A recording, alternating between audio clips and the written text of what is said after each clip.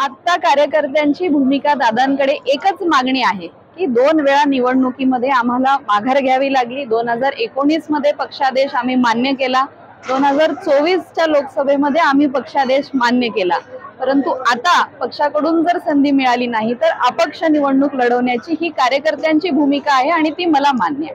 म्हणजे भाजपने तिकीट नाही दिलं तरीही आपण रिंगणात राहणार अशी आपली भूमिका। बिलकुल जन्मच वारकरी संप्रदायाची सेवा करण्याची संधी मिळालेली आहे। कारण माझ्या माहेरी आमचे आजोबा कैलासवासी बापूसाहेब पाटील एकंबेकर असतील किंवा आमचे पंजोबा विठ्ठलराव पाटील एकंबेकर असतील, यांनी धोंडोपंत दादांची नेहमी सेवा केलेली आहे आणि आजही धोंडोपंत दादांच्या पंढरपूरला फडावर आम्ही सगळे त्या माध्यमातून भक्ती मार्गावर आहोत। आमचं भाग्य आहे की आमच्या पंजोबांच्या माध्यमातून धोंडोपंत दादांचे पाय हे माझ्या माहेरी वाड्यावर सुद्धा लागलेले आहेत आणि बिदर जिल्ह्यातच नव्हे तर आमच्या नांदेड जिल्ह्यामध्ये देगलूरच्या परिसरामध्ये सुद्धा त्यांचा मोठा भक्तगण आहे आणि आजही प्रत्येकाच्या तोंडून विठ्ठलाचं नाव जसं निघतं तसं धोंडोपंत दादांचं सुद्धा नाव निघतं।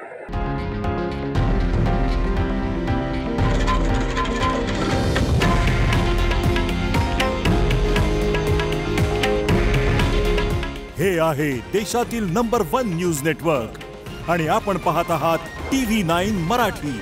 काळजी तुमची, हित महाराष्ट्राचं।